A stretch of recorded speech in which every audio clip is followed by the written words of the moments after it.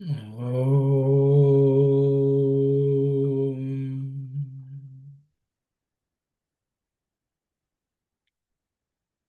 Om. Om.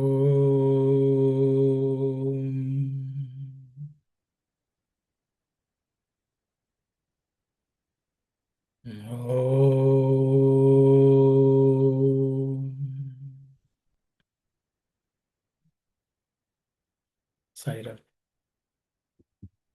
Just to recollect what we read last week, we are in chapter 10 of Sathya Sai Vahini. Swami is talking about various paths of yoga.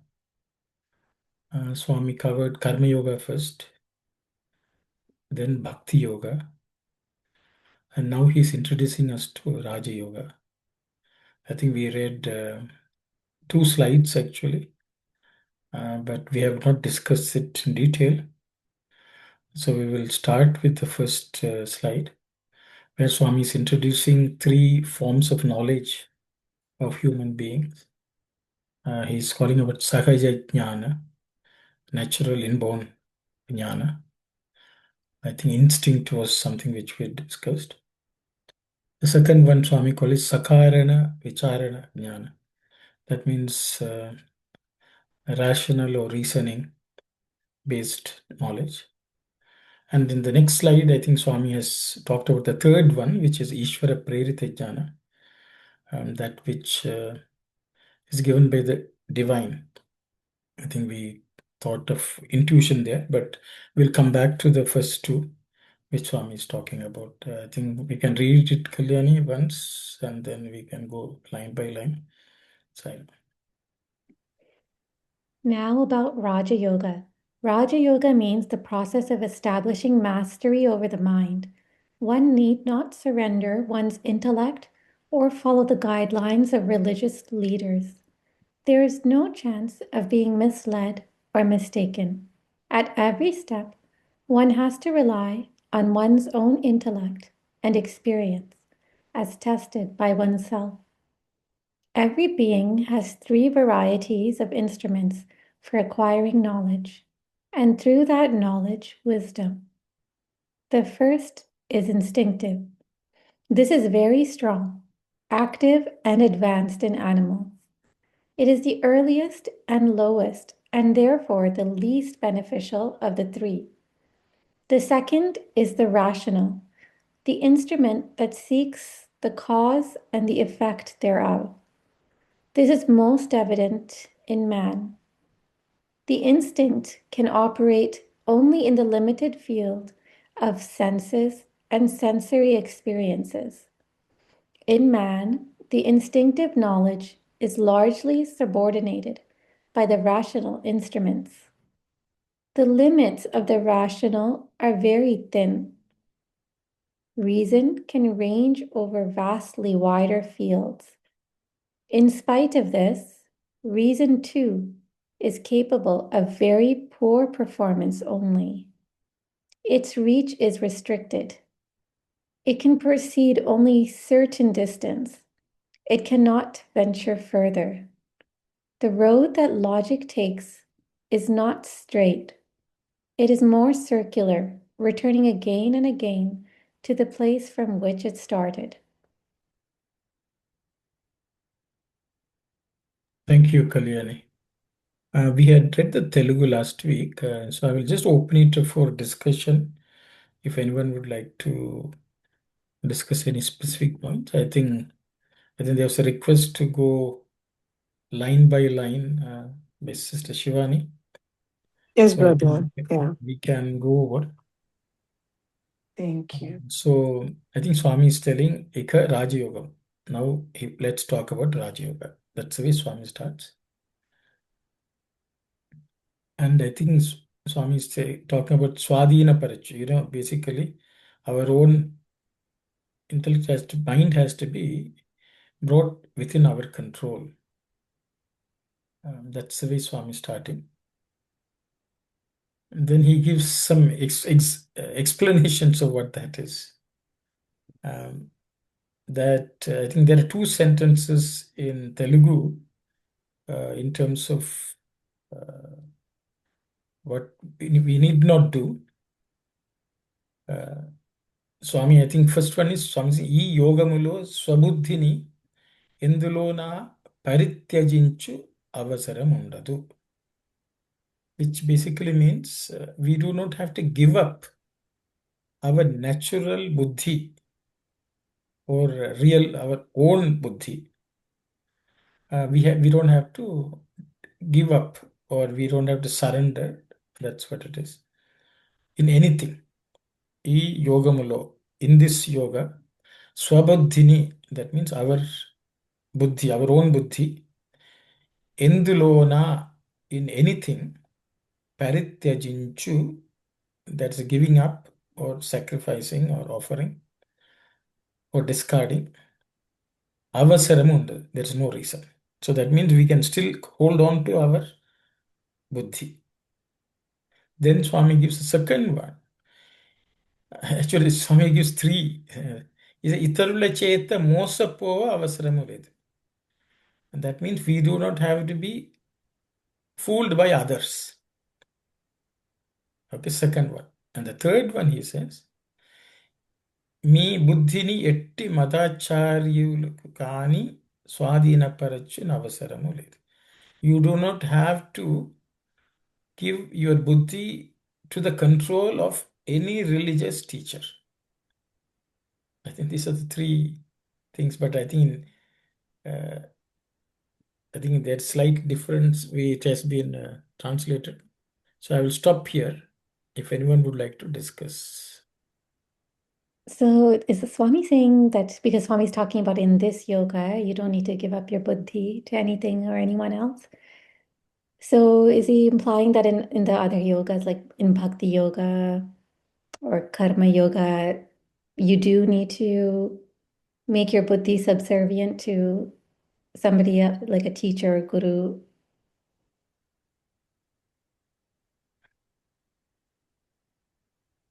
Yeah, so I think Kalyani is asking a question. Does it mean that the previous two yogas imply that we sacrifice our intellect or make it subservient to something else? And also we have to give control over to a religious teacher. I think that those are the that's the question which Kalyan is asking. What do you all read from whatever we have read so far? Yes, Sanjay, please go ahead. Sairam, no, it's a very good question. I was thinking of the same thing all of last week. Initially, my thoughts were is almost like Swami is saying this is a good path because you are very unlikely to be misled. But on the other hand, I think the understanding that I evolved upon was that while that may be true if we don't use our own judgment to who to follow, on the other hand, in those other two paths, in the karma and bhakti, the results are not immediate. So one has to take the words of the wise who have already been on the path at some value to put in the effort along the paths. You know, when Swami says, do seva, as you do seva, you'll realize the oneness of all. You'll learn to empathize and become one with the problems of others, and you'll feel others' pain as your own pain. That does not happen the first day we do service. Similarly, the bliss that one could get from devotion does not happen the first few times that I might sit in a bhajan session or I might do a puja.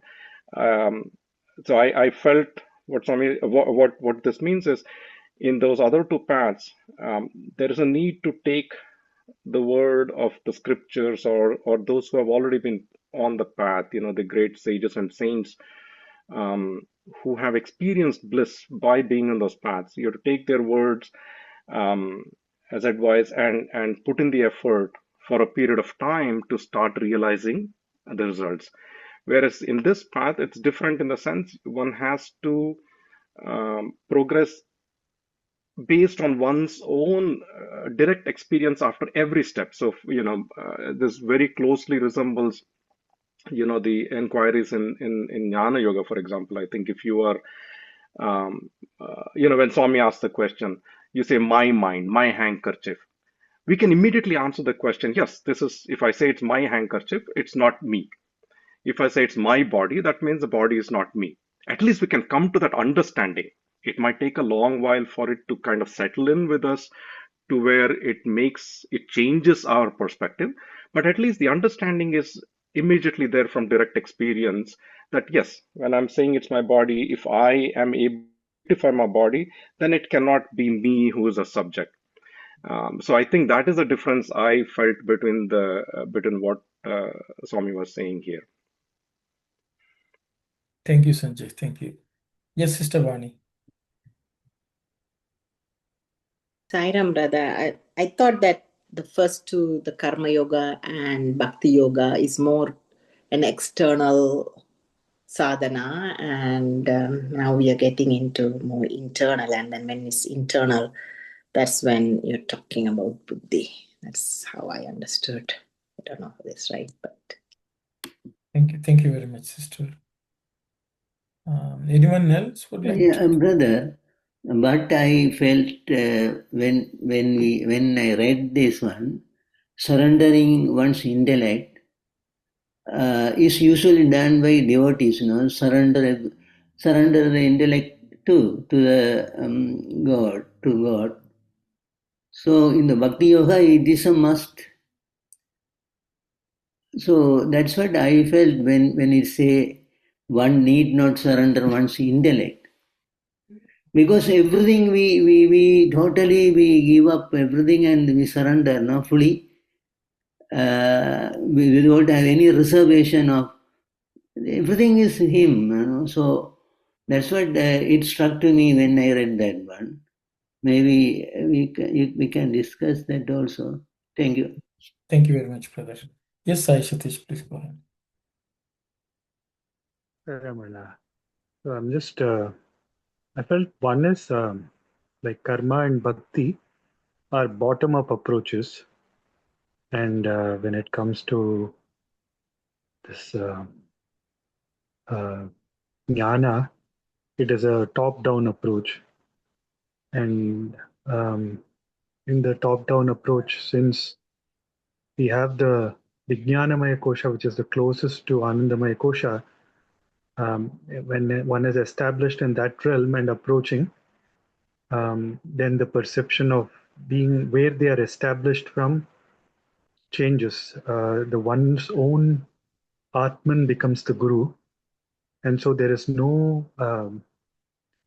requisite of an external Guru as such or giving to ideology. So when one is established in that state of mind, the way they perceive the whole thing of how we earlier have talked about vikarma, akarma, and so on. It comes from a state of akarma kind of a thing when they are doing those actions from that state, and that's where one's own self becomes the guru, and they are led from that perspective. Sayam.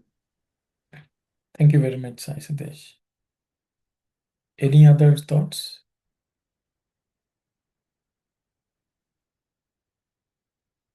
Okay, then I guess maybe I will just say thanks for. I think everyone has touched upon some aspect. I think, Kalyani, your question itself has the answer as normal. The thing is, in the Karma Yoga, we are not giving. We start doing action. We help others and things like that. Even there, actually, we do what others are doing also. If somebody is doing some action, we actually are influenced by that, and we do. So there's a chance that we think what other person is doing is right, and we also follow. We may use some level of analysis, but no one knows, whether it will take us somewhere.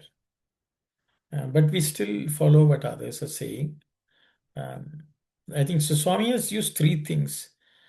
Means we don't have to give up. That's what Swami says. So in Karma Marga, sometimes you may do activities and you may not even think about it too much. How will it take me somewhere? We just believe and then we do to some extent. So we halt the intellectual analysis generally. Then I think it's the same thing with, I think Sister Vani has already said, it's all externally focused. Even as I said, it's bottom up. In the second one, emotion comes into play. We may also take the example of other devotees or people who think, they will tell us how to even follow Bhakti Yoga. Sometimes we don't even analyze whether the people who are advising or guiding us, whether they have reached. So, there's a chance of being misled. And, people who have not experienced will also hold forth on particular topics. And, we get succumb to that. And there's a chance of being misled and going somewhere else. Especially if you don't use your buddhi or reasoning. I think that's why Swami is saying, so they are also bound to, but I think to add, talk about what Brother Sivada said, a real devotee surrenders to the Lord. I think that's what he said. But I think even here, the Raja Yogi is also surrendering to the Lord. Why I am saying that is, we should not think this is some, what these general rationalist thinkers, who even question whether God exists. Whereas the Raja Yogi has firm faith there is a God, because he is trying to merge with that God. So to that extent, but the thing is, the Raja Yogi also knows that God is not accessible in the external world. So we had to go in that search in an inner journey. But in that inner journey, he will use his intellect, is my understanding. So the thing is, Swami is only talking on Mada Acharya, means some religious teacher. We don't have to rely on any religious teacher. But the person relies on his own self, which he identifies actually with God. Is the way I understand. So I will stop there. I hope others have also touched on various aspects. So you don't need to be influenced by what is said.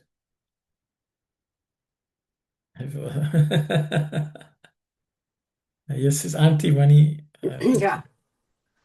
In both Karma Marga and Bhakti Marga, we are not surrendering our intellect, but we are surrendering to the Lord. Even Swami says, మొదటి కర్మయోగము కర్మాచరణ ద్వారా భగవంతునితో కూడు మార్గము. That's the way how we reach the Lord, the Karma Marga. And whereas in Bhakti Marga, it is not our surrendering ourselves to the intellect, but it is to God.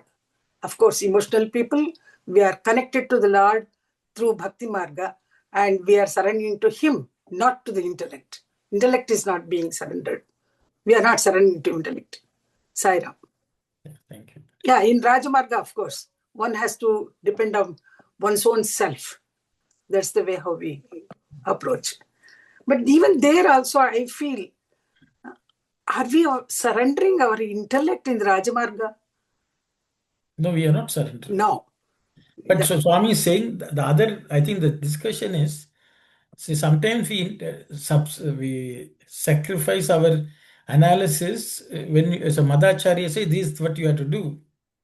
People just do it. They will say, don't even ask. You do it and then you find the result and then experience for yourself. Yes. So sometimes somebody says, this is the path you follow, so we follow. So that happens. So that's what I think Swami, Itarulla Mosa Pova. You don't have to be fooled by somebody. No. That means they have not them reached, but they are giving advice.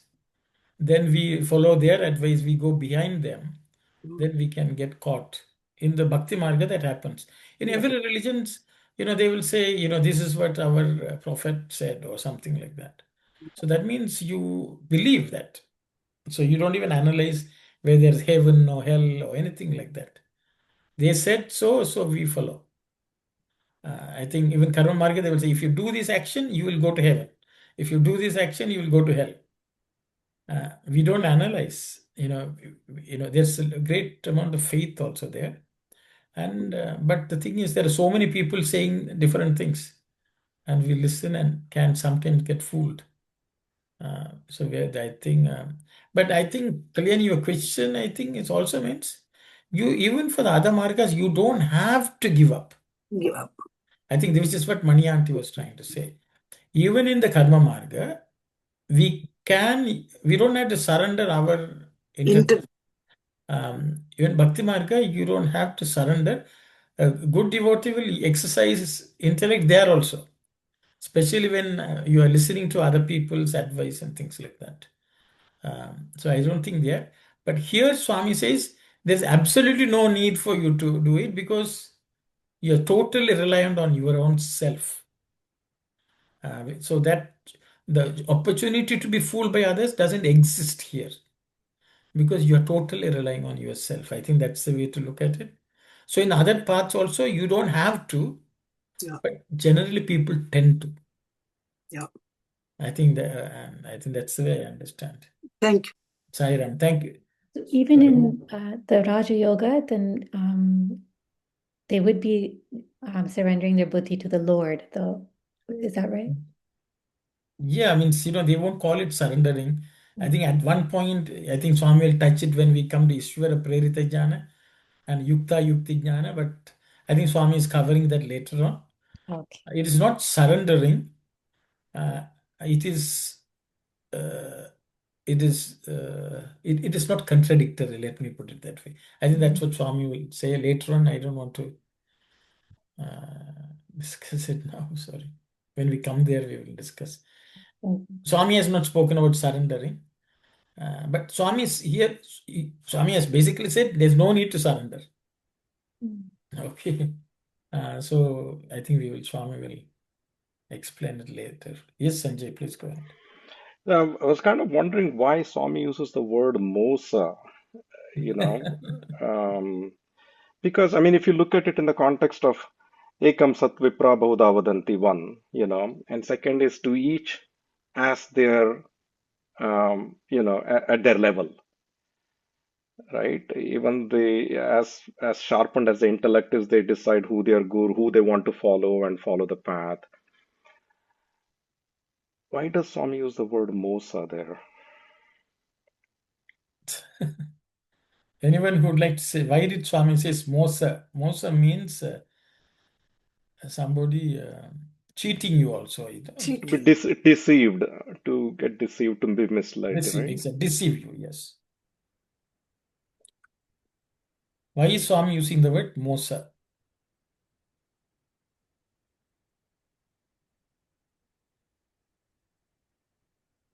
Anyone would like to? So in the other path, why is Swami using the word Mosa? Yes, Sai Satish, please go ahead. And in the other path, there are two. So one who will cheat and other gets cheated. In this path, there is only one. So there is no one who can cheat the other. So, You have to cheat yourself. Exactly. So it's just the one. So there is, yeah. But I don't Yeah, know. I don't know if it makes sense. I don't. Yeah, but I think Sanjay's question is, why is Swami saying the other parts we can get cheated?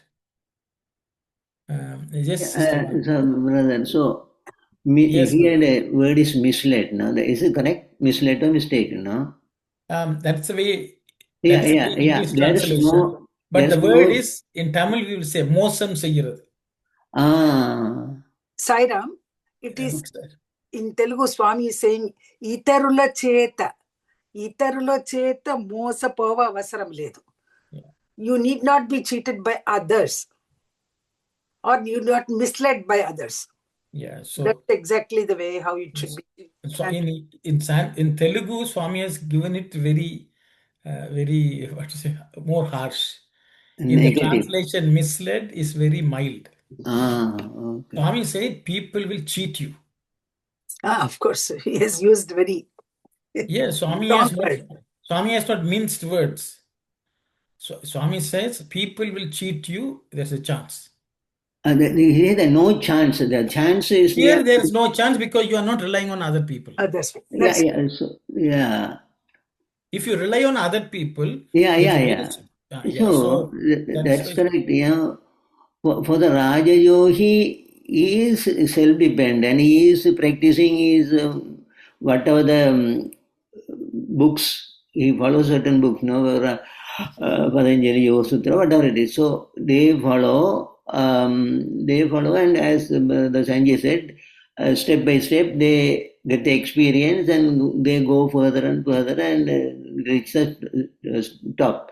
But if you in the Bhakti Marga, the Karma Marga, especially the Bhakti Marga, you may be cheated because you thought this is a good ideal person and I can follow him. And then you see that you are misled later. So that Bhakti Marga has that risk, I think I can say. But when you're finding a true guidance is difficult. So that's what I was saying. There is some you can be get in Tamil நீ மோசம் யாரும் மோசம் செய்து ஓடினா you can get cheated. Okay. That chance is there. You are gullible. Gullible to mischief, yeah. Yes. So I think Sanjay's question is, why is Swami using this word mosam? Yeah. So I think we should understand it also. I think otherwise, why would Swami use it? Yes, Sister Vani, please go ahead. I think Swami also mentioned in other places where there are religious leaders who have done that kind of thing. Yes. And that's why he's cautioning us. I mean, he has done that. I've read in Satyam Shivam Sundaram also Swami is saying not to follow those polisamia. Yeah, so the thing is, we should understand in each case why we are listening to somebody else. I think why would they cheat us is the next question. I think we should fully understand it. Why will people cheat? Yes, Sister Shivani. No confidence. And confidence, we have said, Atma Vishwas, right? So that's where, when you don't have confidence, who you are, what it is, and all of that's where you get cheated because you're not sure about yourself. How will they cheat? Because, when I think it was here or Phyllis Crystals that no decision when you can't make any decision, that is not good for your spirituality. So when you're flicker minded, when you're double minded person, you're not, as I said, no Sister, confidence. I know we are gullible, that's different. But why will somebody else cheat? See, we are going to be cheated by somebody means. Right, by somebody will cheat. Yes. Oh, okay. Okay. Then you see, we should know why somebody is going to cheat. Then only we will be very vigilant if they are trying to cheat us.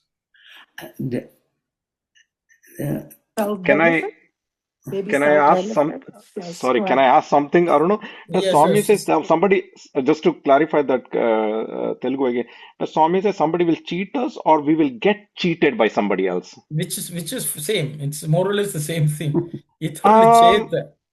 No, see, the reason I find a slight difference is, okay, and see if this makes sense. See, if somebody is intentionally cheating us is one thing. There are such people, of course. But in our misunderstanding of their guidance, we get cheated. Could we be cheated by following somebody's instructions because we have misunderstood what they have said? That's what I wanted to clarify. If there's a difference in how that sentence reads. Mm-hmm. Yes. So the thing is, we are cheated by, we are giving up something, is the way I understand. We are giving up something if somebody is cheating us. Due to somebody else, we will get cheated. Okay. That's the way if you put it. But then the thing is, you can only be cheated by a cheat. So the thing is, there are two things. Somebody doesn't have something to give you, but they tell you a lie saying that I am giving you this. So that is one. Okay. Then why is that person doing that? Because then they're trying to get some worldly benefit. Generally, money, position, or power. So due to this, people cheat you. The thing is, so without real, that means they are personally gaining something, and you are giving them something. So the thing is, it could be something I am lacking, but I know I can get from you.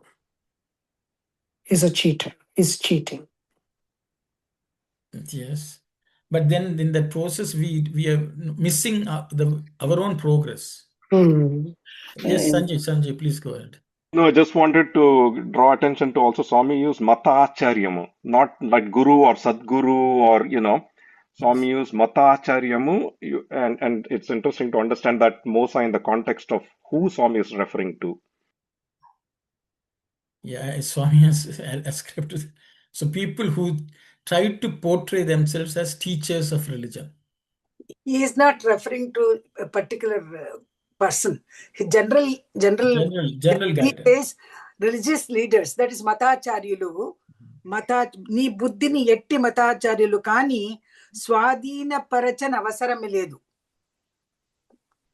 So Matacharya, that is it. So he need not take over your mind.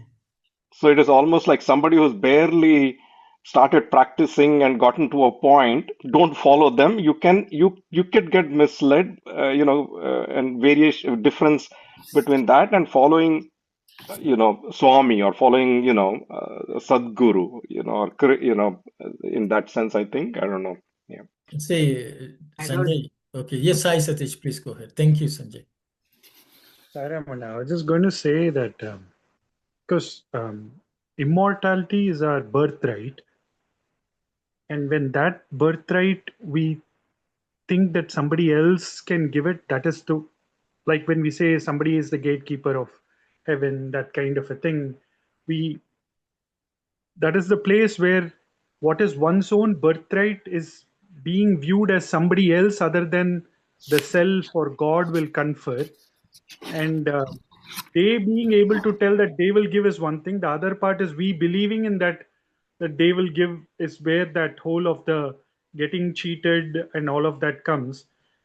Which clearly again shows when the intellect falls at that level, it gets entangled. But if it is razor sharp and stays at its discriminatory state, then it remains pristine and it doesn't have a chance to falter. Sairam. Thank you very much. Yes, Kalyani.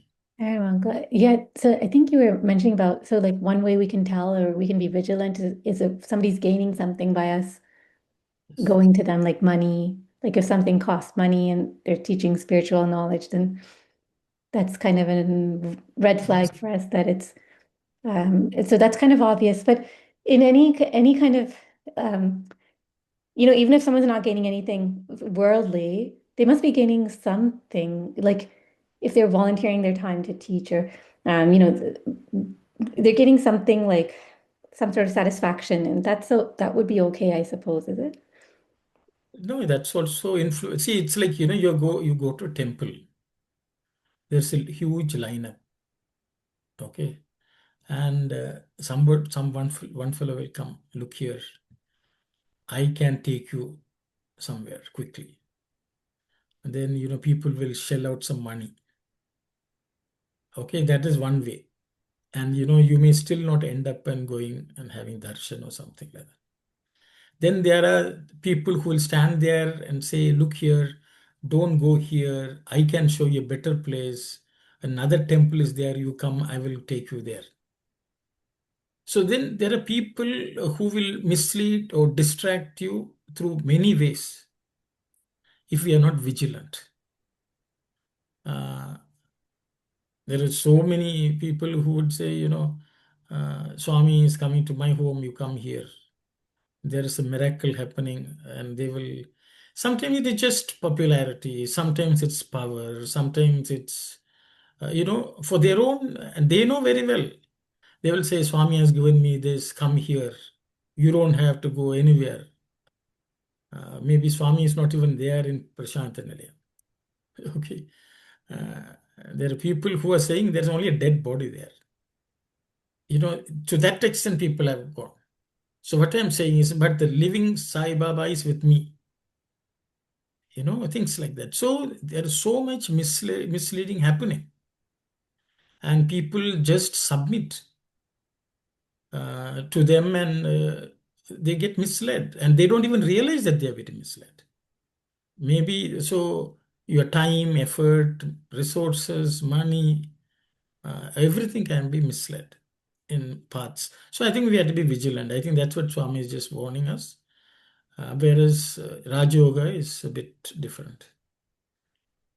So, so there are many things if people who have money, they don't need money. They want, respect, popularity, things like that. This is also possible in this world. Yes, Sister Vani. But there are gurus who preach Raja Yoga as well, right? Like, Brahma Kumaris, they follow Raja Yoga. So there are so many people teaching yoga, sister. So I understand. So that's an oxymoron. They say, I will teach you how to be independent. Don't believe anyone, but believe in me. Type of thing also exists. Yes, Brother Sivadas, please. Yeah, there are a lot of yoga teachers now. Not lot of yoga. The Kriya Yoga, Babaji's Kriya Yoga, Satguru is showing another yoga, Brahma Kumari is showing, say, their own yoga, like that. So, there are a lot of yoga teachers, and not one, no? Not one, it is many kinds of things. There's teaching are there. So actually, I wanted to say Baba in other places, not here he is mentioned as a part of Raja Yoga, and he say I will not. He is saying he is not describing every part of that. He is generally touching, but by yoga we means mind control. No one word. So the mind control is necessary. So Baba is just touching that, I think.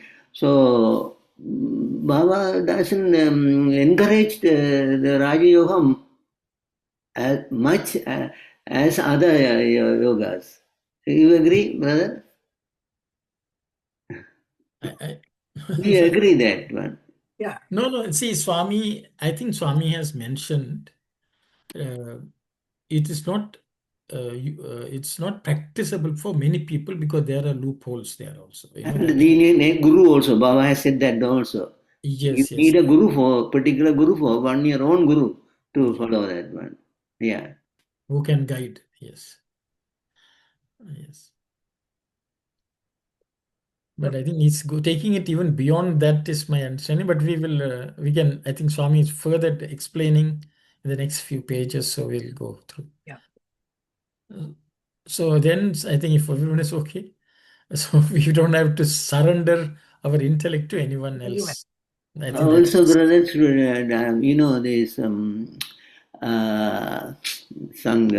Ravi Shankar, now he has been awarded a Peace Award now for 2025.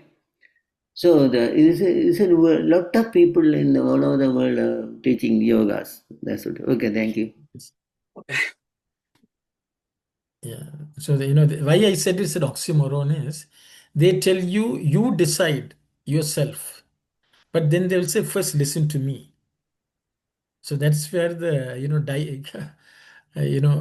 if I have to rely on myself, I don't have to come to you to and listen to you to rely on myself. So that means to some extent I'm giving you control. And so I think it's that's why it's a misnomer for people to teach on their own is my view. Anyway, I think we can read. Yes, Sai Satish. Saramana, is it more stemming from because like I want a shortcut, I want a quick way to get it. Like, so get mukti in 10 days kind of a thing, right? So I think that kind of a thing is where I become gullible, because what I know takes lifetimes and lifetimes to come through. I want that to happen like as quickly as possible, and that state of mind is where one gets vulnerable and becomes gullible. But if they know that this is going to be a ask that will take a lifetimes of commitment, then I think the thing of not getting cheated and all of the other things also. I just wanted to add it that side. Yeah, so I think we should be vigilant. When Kalyani wants to say something. Kalyani, please go ahead. Sorry, Uncle. I was just thinking it from the other side. Like, if say if we're having a role of like a guru at Balvikas or something like that, if we are going there because we get some sort of satisfaction, are we cheating them? Like, I'm just wondering, what should we be watching out for in ourselves? Like, Very, very good question, Kalyani. So I think Kalyani's question is, we are Balvika's guru and the children are coming and learning from us. I hope I understood the question. I'm rephrasing it. So the thing is, are we cheating the children? Is the question we have to think about, is what Kalyani is asking. Am I right, Kalyani? yes. Yeah. So the thing is, if we are Balavika's teacher, or teaching somebody something, what Swami has taught, is there a chance of us cheating them? And how do we avoid cheating them? I think that's what Kalyani wants to know. Yes, Sanjay, please go ahead. No, this is a little bit too direct. Swami has given a beautiful discourse drawing out the differences between Adhyapaka, Acharya, and Guru to the Balvikas in the Balvikas conference. And it is worth listening to that to understand when Swami refers to, when Swami says or addresses Balvikas teachers as gurus. He defines at what stage, and I think reading and understanding the discourse probably is an eye opener in this context. But I think because Swami actually in that he says, some of you, this isn't Swami's word. Swami says some of you read in the morning and then go in the evening and teach the children. You take a manual or a curriculum, you read it in the morning, and then you go and teach in the evening. So yeah, it's hard hitting. That discourse is very hard hitting, though. Yes, very nice, Sanjay. So then the next question from Kalyani, though she has not asked, I will ask. So when should we start teaching them? Am I right, Kalyani? Or if we are ourselves not there yet, should we teach at all? And if we are teaching, what should we teach? Because otherwise we are also cheating. Kalyani, I just put words into your mouth. Arun, you're making all of us scared about. No, actually, this is a question Kalyani has asked. Yeah, of course. Before. I think if Kalyani has forgotten, I have not forgotten. I remember. Let her answer this question first. No, I am asking the question on her behalf. She will answer. When should we start teaching them?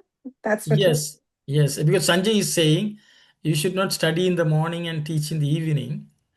So when should we Quick teach? correction, I am not saying, Swami said. Sanjay quoted Swami. Okay, that's fine. Yes, Sai Satish. Sorry, Ramana. I don't know if Sister Shivani was going to say something. I'll wait. No, you go ahead. I'm thinking. It's some weird thoughts are coming. I don't want to say anything. So, Anna, first of all, of course, based on what Sanjay Anna mentioned, I'm not going into even Adhyapaka, Acharya, and Guru, but I'm just saying that from a physicality of things itself, a teacher is a lifelong student. So, if that part they understand, then I think everything else follows through. Because it's if you wait that I will get Brahma Jnana and then I will start teaching, then we will have nothing of the whole of the whatever we are thinking, whether it is the knowledge that is coming across ages, or even now what we are calling under the SSE part. So knowing fully well that I need to work upon myself, and whatever I am teaching here is more of a reminder for me than for the children. Teaching it with that attitude that it is Swami who is guiding, and entering the class and teaching with that reverence and staying with that will help one, even if it is like there is a story of um, I think this guru, this disciple um, who is asked by his guru to fill a dirty basket with water with holes and bring the water up. So every time he runs down to bring the water up, he knows that all the water is draining through the basket, which is dirty. He doesn't understand what is happening, but he's just instructed to do that. So he keeps doing it again and again and again. And at the end, finally, when he comes through, no doubt all the water has seeped through every time he has climbed that flight of stairs bringing up the basket. But in the whole process, what happened was that basket got cleaned and became from a dirty one to a clean one. So the teachings, even as they go through, Swami would always say that as is the water in the tank, so is the water in the tap. So the teachings that come from Swami again and again, when Shravanam, Mananam, and Nididhyasanam is done, it cleanses the tank. And by cleansing the tank, the tap also ensures that the water that is coming through that becomes clean. So it is if the person takes that, it's an opportunity for them to be cleansed, and that is how they are passing on that knowledge that is coming from Swami. Then the whole attitude with which it is taught also changes. So I'll stop there, Sarah. Thank you very much. Just to add to that, it will become cheating, in my opinion, if you have a very personal gain. If it's feeding your ego, your pride, your recognition in the organization, or your personal, professional development, whatever, then it's a teaching. What Brother Sai Satish said, it's for your own, of course.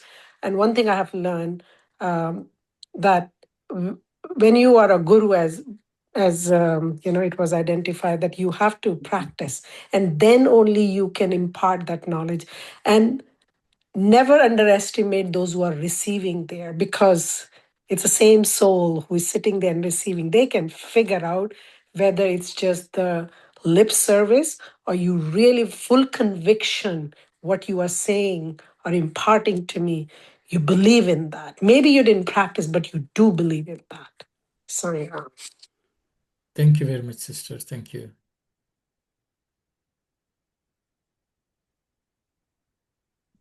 So, Kalyani, I hope you got whatever you needed. Nicely explained by everyone. Yeah, I think we should always give primacy to Swami, and we should also leave for the children to seek it out directly from Swami also. I think those two will help us get out of the way between the child and Swami. And, we should always tell the child, this is my understanding of what Swami has taught. But you pray and you also seriously and sincerely follow. You will get the guidance from Swami directly also. So don't take my word as the last word. I think that's something which we have to tell ourselves, as well as let the child. And I think, as I said, we should be lifelong students. We should continue to study, until, even if we can't practice, at least we study.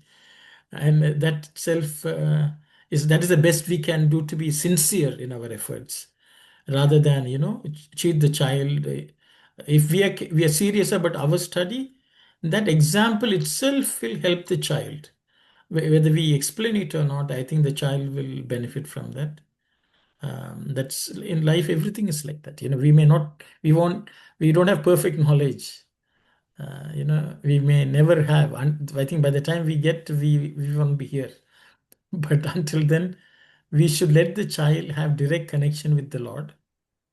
I think we should encourage. I think one of the things Swami says in one of the discourses to Balvikas Gurus, the most fundamental thing that you have to teach children is devotion to God. If you can inculcate that in the child, your job is done. The rest of the piece of information is no use. Because if the devotion is the one which gives a direct connection to the Lord and the child, and that is the best done when we are very serious about our own devotion and our own connection to the Lord. And once that is established, we don't have to worry about anything in the world. Because the child is directly connected, and that connection cannot be taught. That can only be imparted through osmosis, or sympathetic vibration. If we are devoted and we are connected to the Lord, we try to be connected to the Lord, the child will naturally learn how to connect to the Lord and benefit. And I think that's all we can say. Sairam. I think others have covered, and I think there's so much more for us to learn, but I think we have the basic understanding, I guess. We will not, because of us, no one should be Mosampo. I think that's very nice. So, brother, the next para. Sorry, I'm just changing, going to the next Okay. one. Sorry, sister, dwelling too much on this. No, it's a very good question. Actually, it's a good reminder. Yeah. Just don't be a cheater. Just be sincere. 3 instruments for acquiring knowledge. So, are we talking about knowledge about Raja Yoga or mastering over mind? Yeah, generally, it's generally. Okay. So I think Swami is talking about Raja Yoga, the various steps in the Raja Yoga. I think Swami is talking about how we evolve in the Raja Yoga, because I think Swami uses the word Pratidani yantu miru ni buddhimu ane adharapadi undavalnu. Swami says, in everything, you should depend or rely on your buddhi. And then he goes to the next step. Even our buddhi has an evolution path. From an animal, Swami is calling it Sahaja Jnana. And then in human beings, same buddhi has become Sakarana Vicharana Jnana or something like that. Reasoning or Reason, yes. Yukti Yukta Jnana, Yukti Yukta Yeah. Jnana. Later on, Swami is calling it, I think, Yukti Yukta. Here it is Sakarana Vicharana Shakti. Vicharana Shakti. Yeah. So Swami is talking about the evolution of buddhi itself, from its most primitive, the lowest form, to the highest form. That's the way I understand. So, brother, this here, the 3 instruments of knowledge means generally knowledge, Yeah. General, then any knowledge, whether it may be a worldly knowledge or a spiritual knowledge, yes, the knowledge, yes, there are 3 instruments. Yeah. Thank you. Swami has moved Taragula, means 3 levels, you can say. 3 levels of instruments, Swami says. I don't know, others are here, Sitaram and all can also translate. But Sanjay, you raised your hand. No, I raised and put. No, I'm sorry. I'm a little slow in the group. So if I could apologize again to everyone if I'm slowing down. I'm on the same boat. Thank you. No, I feel like that I'm still not past that word Mosa Swami used, because I don't. Sorry, Auntie. um, So no, if ask yeah, your question, Sanjay. Ask your question. No yeah. problem. No, because I don't see that one should not walk, because what Swami has said is, is what Swami has said is here not necessarily pertaining to the current times that we live in, or it's not, it's the eternal truth.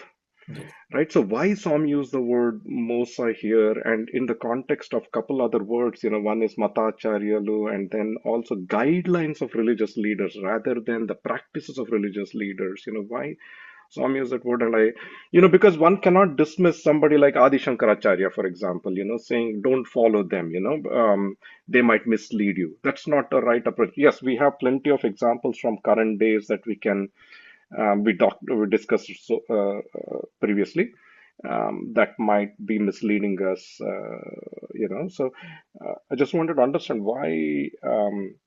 I think it's interesting. I mean, it's probably worth delving a little bit more into why Swami uses the word "you may get cheat" or there is a chance to get cheated by following other um practitioners of other religions, following the guidelines of the practitioners of other religions.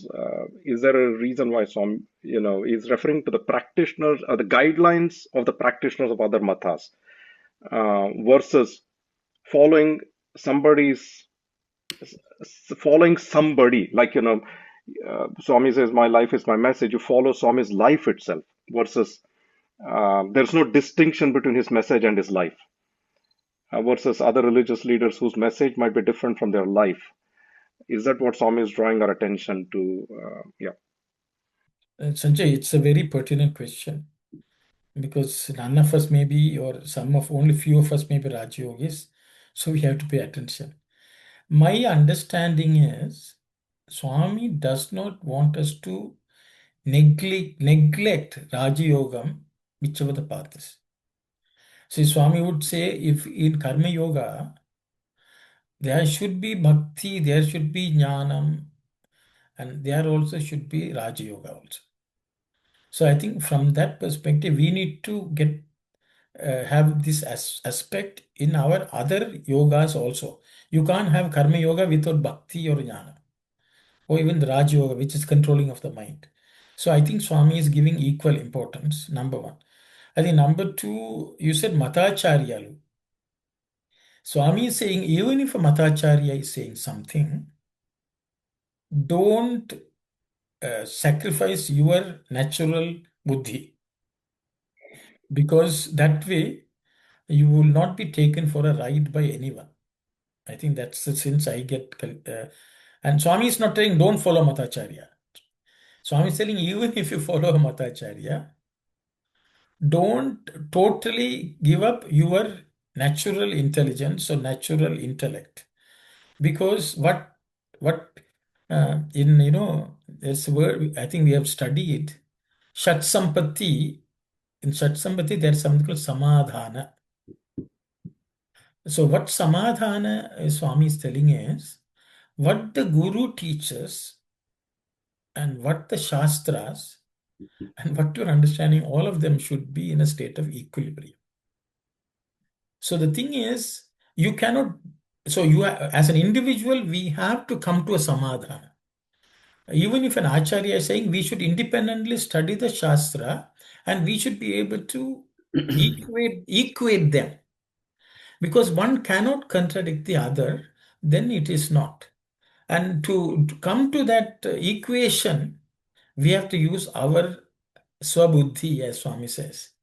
I think that's the way I understand, Sanjay. I hope Swami is not decrying Madhacharyas. There are great ones, and the great ones generally will point you to the source of knowledge. Like even Adi Shankaracharya, when he gives commentary, he does not neglect the original source. He will say, this is what the Bhagavad Gita says, or this is what the Upanishads say. But my understanding and my explanation is this. And the individual follower is given open access to the source. And they can independently come up with their understandings the way I understand. I'll stop here. I started speaking because others didn't raise, but Sai Satish has raised his hand. So Sai Satish, please go ahead. Sai Ramana. So I'm just going to adapt the contrary path in the sense that if I get cheated, then I'm not following Raja Yoga. Because what is happening, that's what essentially it means. Of course, I'm not going to walk down the path of comparing it with karma and bhakti. But essentially, Raja Yoga, I think, with the way the brightness with which the intellect is directed by the self is so effulgent that kind of going with another opinion, another thought, another framework for adoption doesn't exist. So if I know that time and again I'm getting cheated or getting carried away with that kind of a thing, I know that I'm not walking that kind of a path where what truly Raja Yoga is. I don't know if this answers, but I'm just trying to come at it from the opposite direction and say that tells me that possibly I'm giving weightage when I start. I have the world on one pan and the self on the other pan, and so long as the self gains in weight and I'm established, then Raja Yoga shines in brightness. And when the ways of the world starts going heavier in the other pan, then maybe I'm not established in Raja Yoga fully. Sairam. Thank you very much, Sandesh. Sarah, uncle. Yes, Kali. Is Swami also kind of telling us that, like, if we're learning from anyone other than God, we have a chance of being cheated? Like, we are learning in Upanishad Vahini, even an ancient example of, like, I think it was Yajnavalkya, who had learned something from a guru, but then because there was some sort of a dispute with the guru, he was told to vomit out everything. I'm not sure if I got the right person, but yeah, so he was told to vomit out everything, and then, he decided he wouldn't rely on any human guru, and like he learned the same teachings again from the sun or from God, I guess. So I feel like if, I guess if we resolve to only, listen to Swami and listen to the teachings of God directly, then maybe we don't have a chance of being cheated. Okay, Kalyani's question. It's a question or statement, Kalyani?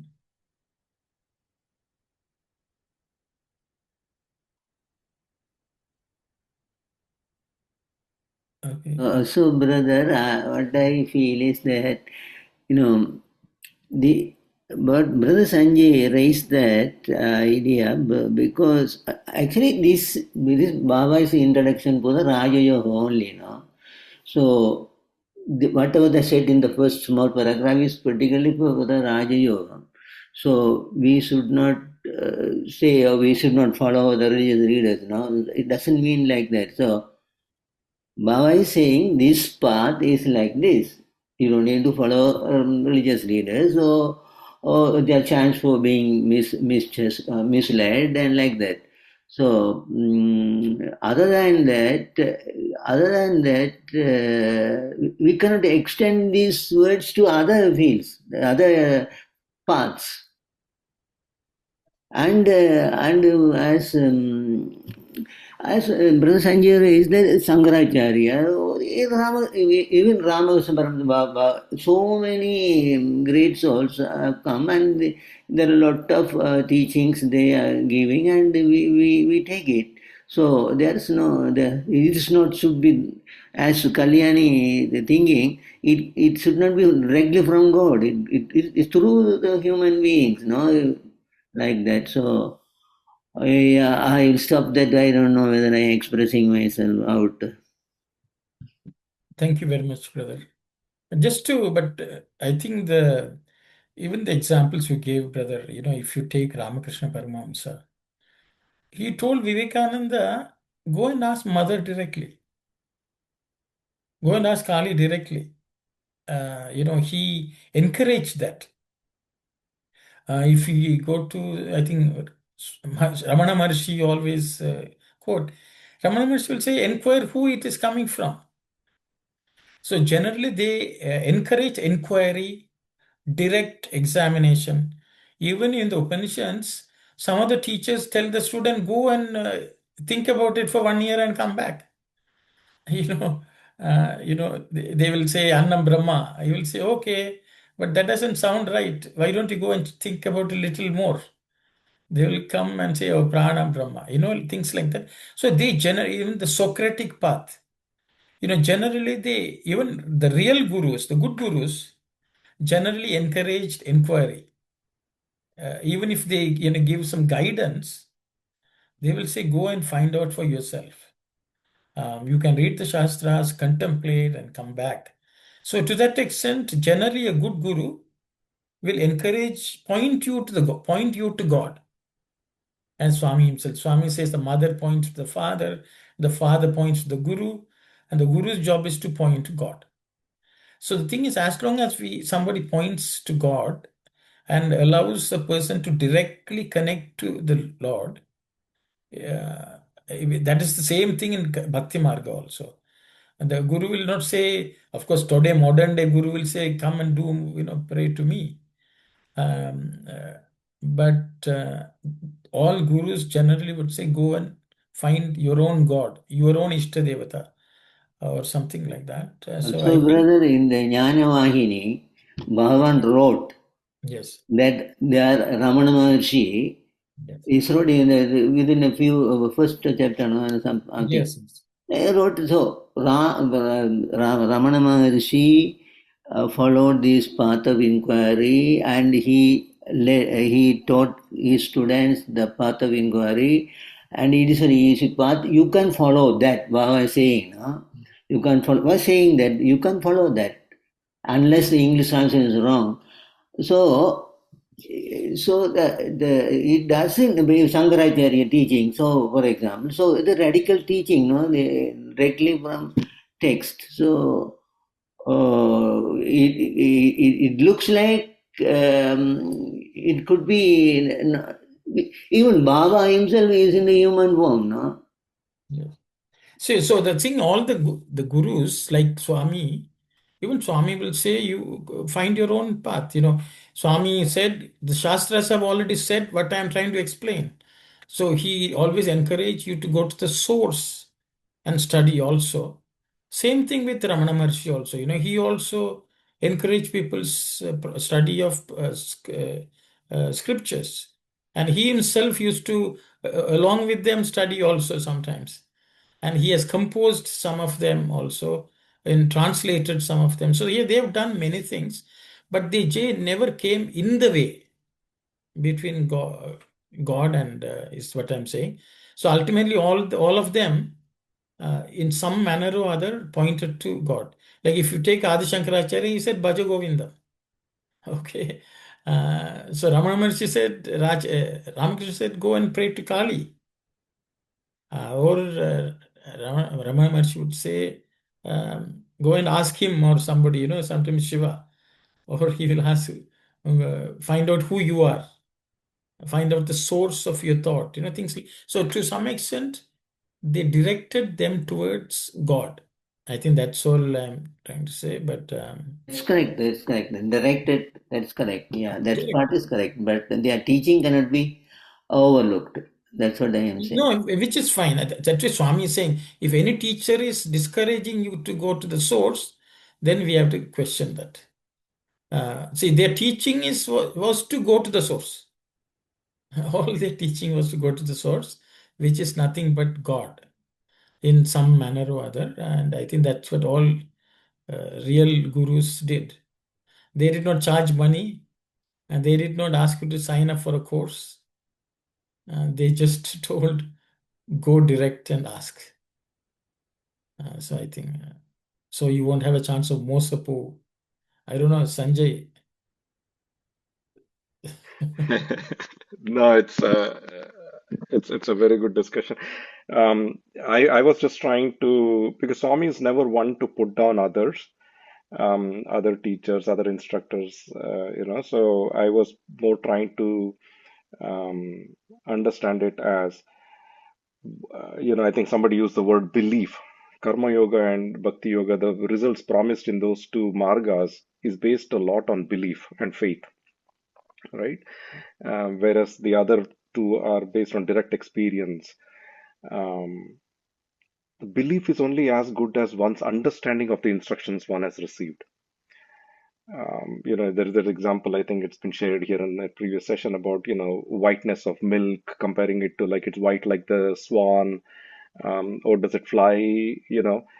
It's only as good as the knowledge that I already have based on which I can process the new instructions I receive from my guru. Um, a misunderstanding of those instructions can cheat oneself. I mean, it's my own misunderstanding that cheats me, not the instructions given by the guru. So if I'm going based on a belief path, on these two margas based on a belief, rather than using my own direct experience, there's a question of getting cheated by one's own misunderstanding of the instructions and belief that's based on that misunderstanding. That is what I was. Yeah. So Sorry. Sanjay, how will we misunderstand based on, you say, my own perception or lack of it? So I think your question is, why would you think that will? I don't know whether I am asking the question right, because generally, you see, we get a teaching from somewhere. Our misunderstanding only comes based on the knowledge we have already, and I think that's what you said. But then the problem with that, the knowledge I have, we have to find out what is the source of that also. I miss, all of us use some knowledge which we have to process anything, or our own preconceived ideas. And our preconceived ideas are also derived from outside, from others. So to that extent, we have allowed others to interfere with our own analysis. Absolutely. No, you're absolutely right. I mean, I think all of that is in a different department compared to the department that uses one's own direct experience and intellect, Yes. knowledge gained by direct experience. So you're absolutely right. I mean, I can't think of a really good example, but, a lot of, like you said earlier, Swami has given me these instructions. This is what one should be doing, and then we follow that person, and then we go to a certain distance and then suddenly feel abandoned. Yes. Rather than using one's own intellect, like, okay, would Swami say this, or what is this in the context of everything else Swami has said, or maybe this was meant for just that person. So it is not as much as that person cheating us as much as we cheating ourselves because of idolizing somebody or misunderstanding or thinking, oh, this is easier. Like, somebody said, Swami told me don't do seva. As long as I'm cooking at home for my family, that is seva. Now, if the whole of the organization goes around thinking that is seva, imagine the repercussions. Right? So that's how I mean, it's like we cheat ourselves. There's a chance for us to cheat ourselves, not so much that somebody you're following may cheat you or stuff is. I'm going based on this a little bit sentimentally because I know Swami would never put down another instructor, another teacher, or say somebody else is cheating, right? So in that sense, I'm trying to understand it in our own deficiencies that cheat us when following those other leaders or other paths. I'll stop there. Okay, thank you very much, Sanjay. Yeah, it's a good. I think Sanjay is in the right path. For me, I think he's correct. Yes. Very nice. Yes, Sitara. Sairam Anna. Yes, Sorry, I've been listening to the discussion on and off due to hopefully you are not influenced too much by it. Yes. So I was going back to the Telugu script.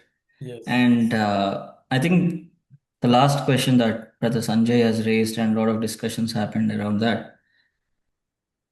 I think it came because the Mosapova Avasaramu Ledu has been correlated with the religious leader's word in this particular English translation. So the next sentence also we are looking at. Yes, Anna. So I think the sentence here is Itarula Cheta Mosapova Avasaramu Ledu, full stop. Yes. మీ బుద్ధిని ఎట్టి మతాచార్యులకు కానీ స్వాధీనపరచని అవసరము లేదు. So మోసపోవు is nowhere connected to the matacharyas that Swami is mentioning here. So he's not at all pointing at any of matacharyas with the cheating word that we're talking about. Okay. He's saying itarula cheta means anybody other than yourself. Okay. Because I think Swami's, this is my limited understanding again, is be self-reliant. Swami has given our own buddhi, so use it completely to its fullest. And then if you need help, then go and ask. And that also ask the right people. And hence the next sentence is మీ బుద్ధిని ఎట్టి మతాచార్యులకు కానీ స్వాధీనపరచన అవసరం లేదు. Once you have control over your buddhi, then do not give access to somebody else. You don't have to. You don't have to. Still you can exercise it, yet learn from them. So the Mosapova Avasaramu Ledu is nowhere connected to the leaders or any Matacharya. It is only anybody other than you, is what I think Swami has told here. But because the English translation is very misleading here, just like Itarudapai Adara Paduta, because you are dependent on English here, I think it's kind of cheating us. Are you suggesting that we should not rely on the translation? Now that you all know Telugu, I think you should start doing only Telugu. We are trying to. So the translation is Mosapov, is it? Because why I'm saying that is, I'm reading that and this, it gives completely different connotation. Because if here in English it says, one need not surrender one's intellect or, but Swami has given a period there. He's put a full stop clearly, saying that Mosapova Avasaramu Ledu. Leda, if Swami would have used, then there is connection.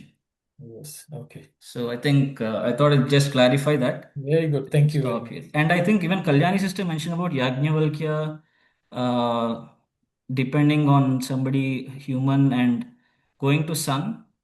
I think it is not Yajnavalkya's. I think in one of the discourses Swami mentioned recently when I was going to Go Station, I heard about it, bits and pieces. But what I heard is Yajnavalkya's ahankara, because of his ahankara, his guru, I'm not able to recall, I don't know if it is Vasishta, but he is asked to vomit out everything. And that is called Taittiriya Upanishad. From that, the Taittiriya Upanishad has come. And after that, he realized there is something called Arishta Panchakamu that Swami mentions, that in olden days, all the disciples must not have this Arishta Panchakamu. 5 bad habits, Swami says, which starts with A.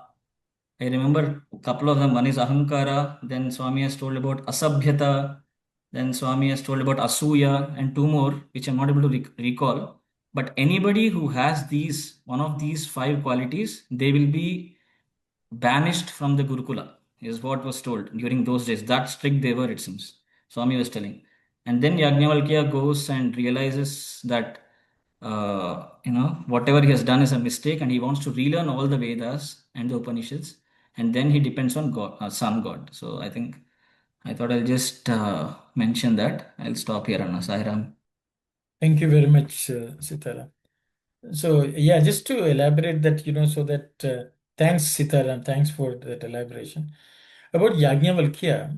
So generally the story is he was asked to vomit, and then so I think Kalyani, your question is because he depended on a guru, he had to vomit. I think that's the sense you mentioned, So he had to again go back to the source and get it. I think that's what Sitaram has tried to explain. Thank you very much, Sitaram.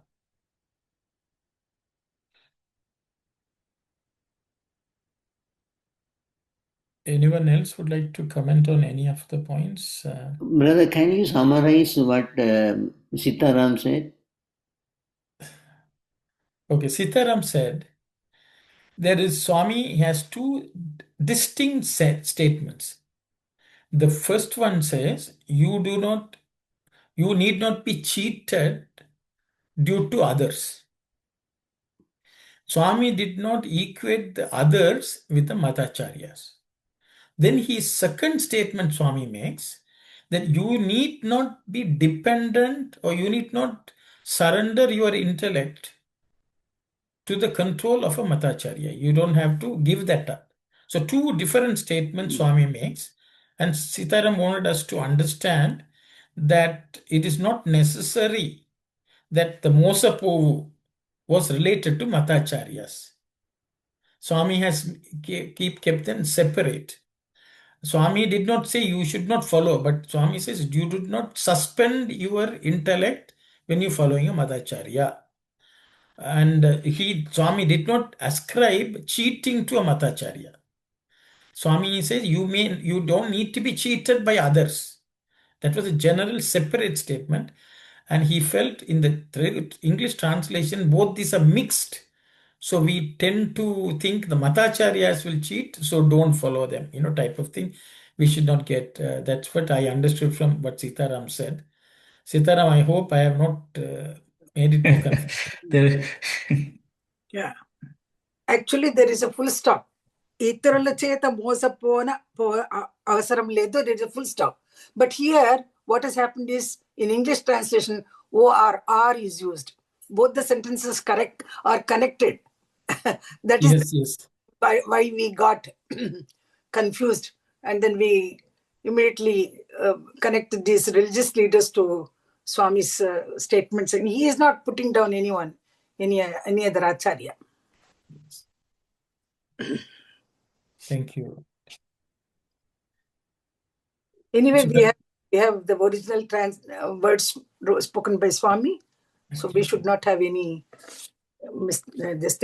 misunderstanding of this. Thank you, Auntie. Any other thought? The thing is, Kalyani, the way I understand, as Sitaram said about Yajnavalkya, the Guru felt that he should start from scratch without the Arishta Panchakam, So generally people think he vomited and other birds ate. So the way I understand is that he was made to teach whatever he had learned to others. And then he was given the instruction, now you forget everything and start from scratch and figure out everything on your own. So it was given as a sadhana for him to, the Guru did it for two reasons. To refine Yajnavalkya himself, number one.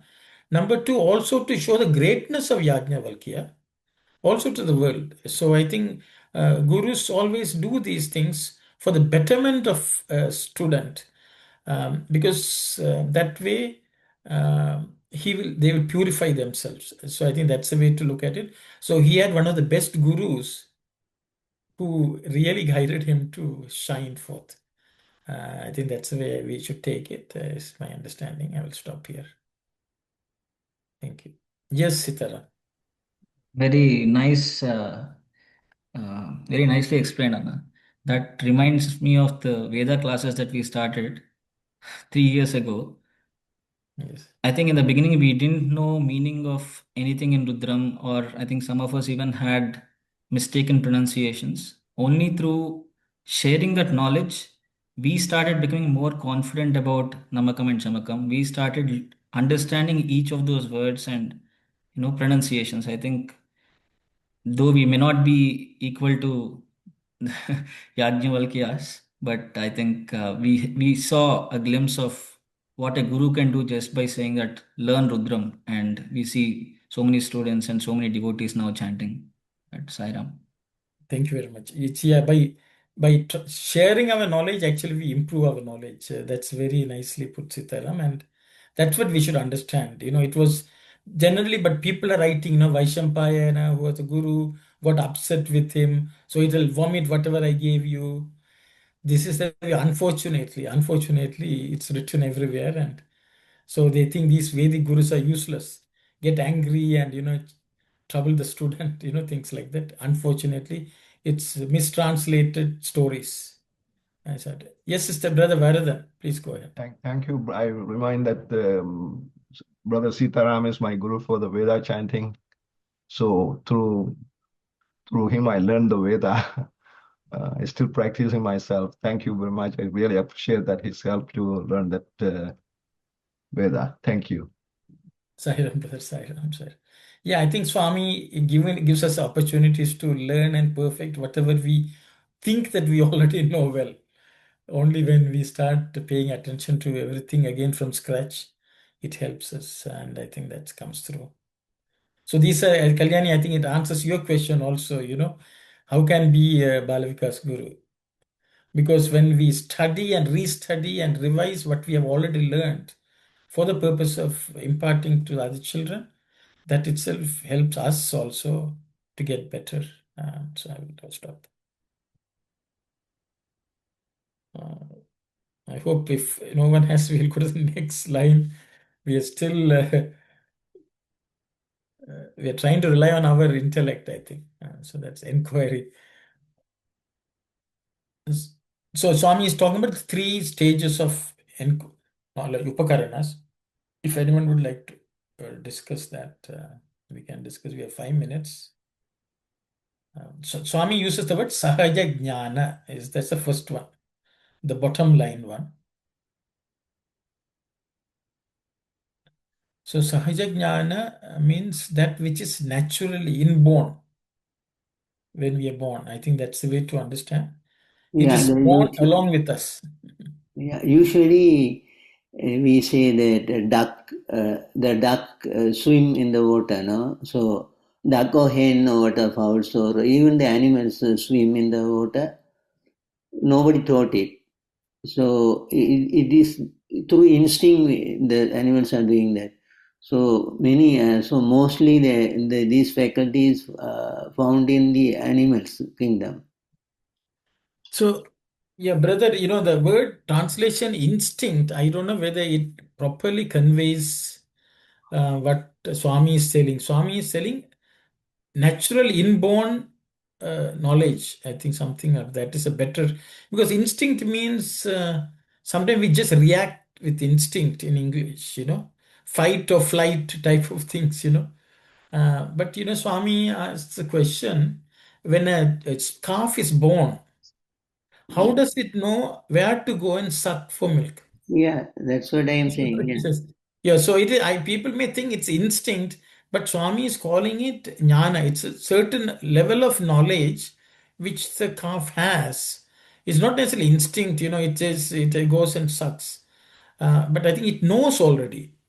It knows at some primitive level, at the elemental level, it knows where to go and suck, and how to suck, and things like that.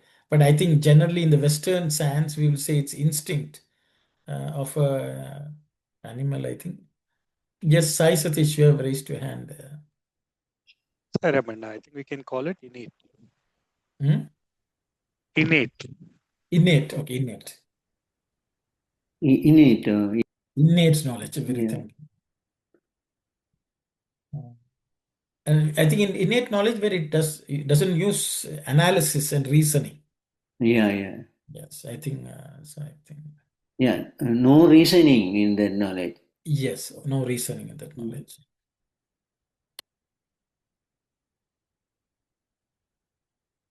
And then we'll go to the next one. And I think Swami is talking about rational, reasoning. Sakarana vicharana means, inquiring into the cause. Or and Swami says in human beings it is, yes, Sitara.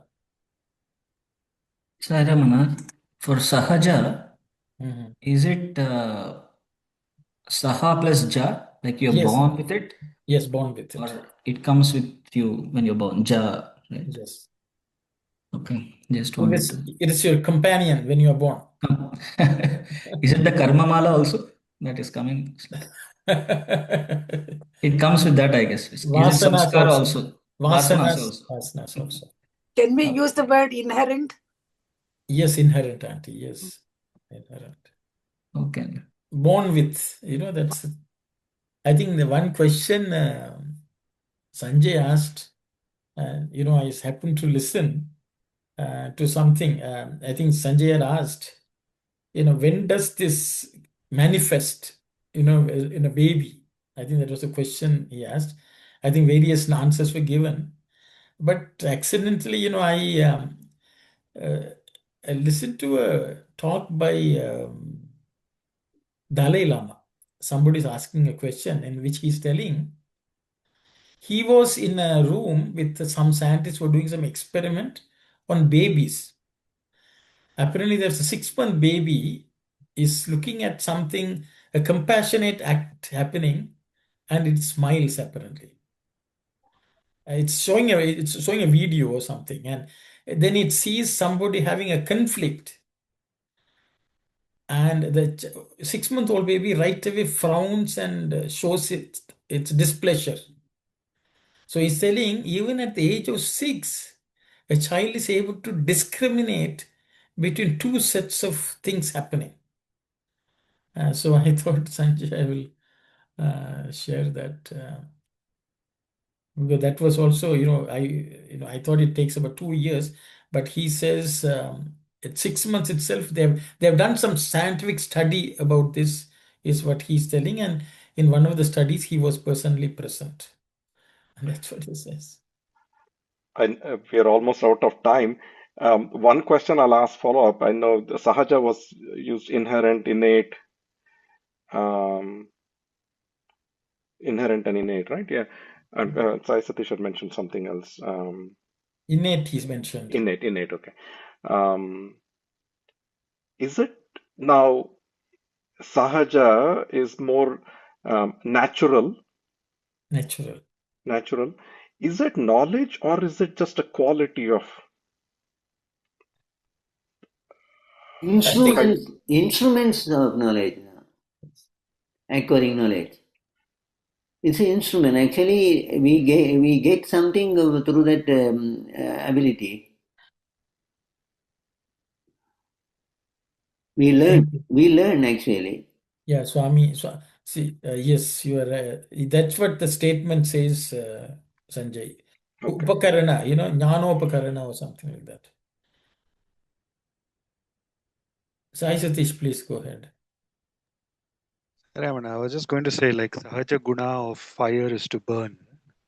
So whether you call it inherent, innate, or intrinsic, it's the latent quality in that which it manifests. So just wanted to add to that.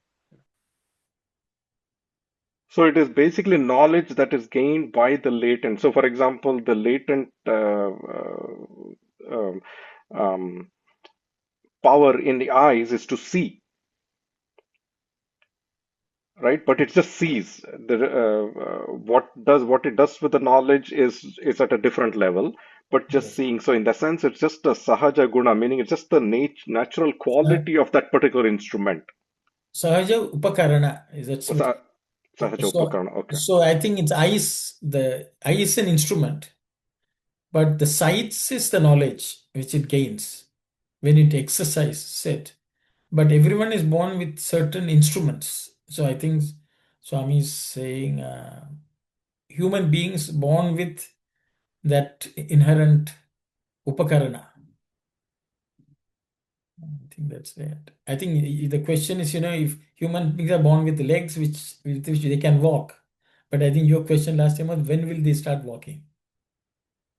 But they're born with the leg, I think.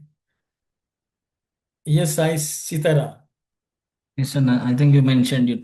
I was about to tell about that only. The first sentence Swami says, Modatithi Sahaja Jnanamu, which is, and the second sentence after that he says, Idi Jentuvala Yandu Atyanta Parinata Rupamana Kana Vachunu. The jnana which is already there, like the analogy that you gave, I have legs, I have the knowledge of walking, but if I do not have the upakaranas, then I cannot walk. But I still have the knowledge. I think that's what Brother Sanjay probably is pointing at is jnana is there, but it is being kanavachunu. You can see that only when it is being acted upon, like used upon. Parinata rupamana kanavachunu. Yes, externally. Because everybody is born with jnana, because we are Brahman, we are God, no? So jnana is already there, but this will help us to manifest it, correct? Yes. Manifestations. So I think it's 34. We will close for today. We hope we will continue, and thank you very much for all discussions. Nice. Saira. Om Samastaloka Sukhino Bhavantu. Samastaloka Sukhino Bhavantu.